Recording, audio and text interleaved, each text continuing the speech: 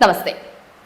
മലപ്പുറം ജില്ലയിൽ ഹൈന്ദവ പിന്നാക്ക സമുദായങ്ങൾക്ക് സാമൂഹ്യ നീതി ഇല്ലാതായിരിക്കുന്നു എന്ന SNDP യോഗം ജനറൽ സെക്രട്ടറിയുടെ പ്രസ്താവന വന്നതോടുകൂടി മതേതര കക്ഷികൾ എന്ന് പറയുന്ന ആളുകളൊക്കെ കടന്നൽ കൂടിളകിയതുപോലെ പരാക്രമം കാട്ടുകയാണ്.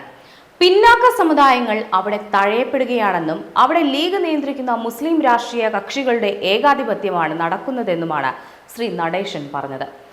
ലീഗിനെ പറഞ്ഞതോടുകൂടി ഹാലിളകിയത് ഇടതുപക്ഷത്തിനാണ്. AIYF വെള്ളാപ്പള്ളിക്കെതിരെ പരാതി നൽകി. മതസ്പർദ്ധയ്ക്ക് കേസെടുക്കണം എന്നാണ് ആവശ്യം. DYFI വെള്ളാപ്പള്ളിക്കെതിരെ അതിശക്തമായ പ്രതിഷേധം തന്നെ അറിയിച്ചു.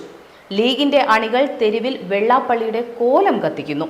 മലപ്പുറം UDF MLA ആയ ബഷീറും നജീബ് കാന്തപുരവുമൊക്കെ അധിക്ഷേപവുമായി രംഗത്തെത്തി. വെള്ളാപ്പള്ളി കടൽക്കിഴവൻ എന്നാണ് നജീബിന്റെ കണ്ടെത്തൽ. SNDP യോഗം ജനറൽ സെക്രട്ടറി വിഷമാണ് എന്ന യൂത്ത് ലീഗ് നേതാക്കളായ ഫിറോസ് കെയും ഫാത്തിമ താത്തയും.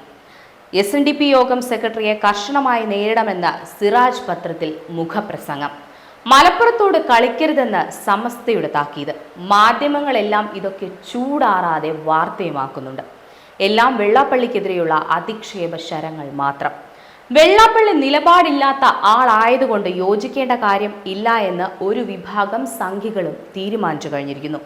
ഇനി എല്ലാവരും ഒരു പൊടിക്കടങ്ങിയാൽ വെള്ളാപ്പള്ളി പറഞ്ഞ കാര്യം എന്താണ് എന്ന് ഒന്ന് നോക്കാം. എന്താണ് വെള്ളാപ്പള്ളി പറഞ്ഞത്?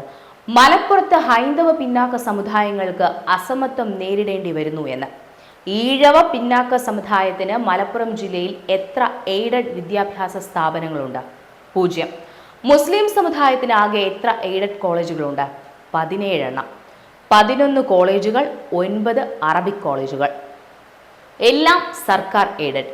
എല്ലാം ആരുടെ ഉടമസ്ഥതയിലാണ്? IUML നേതാക്കളുടെ ഉടമസ്ഥതയിൽ. മലപ്പുറത്ത് ഹിന്ദുക്കൾ എത്ര ശതമാനമുണ്ട്? 2011 സെൻസസ് പ്രകാരം 27.6%. SNDP യോഗത്തിന് മലപ്പുറത്ത് ആകെയുള്ളത് എന്താണ്?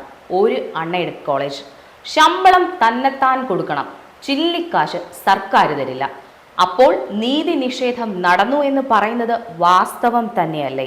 ഇത്ര നാളായിട്ടും ഒന്നും എയ്ഡാക്കാൻ പറ്റാതെ ഇരുന്നതിൽ ഇവിടുത്തെ സർക്കാരുകൾക്ക് ഉത്തരവാദിത്വമില്ലേ? ഉണ്ട്. ഉമ്മൻചാണ്ടിയുടെ നേതൃത്വത്തിലുള്ള സർക്കാർ മുതൽ ഈ ആവശ്യം നിരസിക്കുകയാണെന്നാണ് വെള്ളാപ്പള്ളി പറയുന്നത്.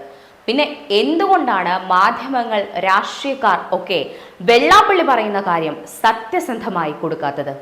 അത് ഇവിടെ മതേതരത്വം എന്ന് പറഞ്ഞാൽ ഇസ്ലാമിക വിമർശനം ഒന്നും നടത്താതിരിക്കുക, മുസ്ലിങ്ങളെ കുറ്റം പറയാതിരിക്കുക, അവരുടെ സംഘടിത വോട്ട് ശക്തിയെ ചോദ്യം ചെയ്യാതിരിക്കുക എന്നതായതുകൊണ്ട്.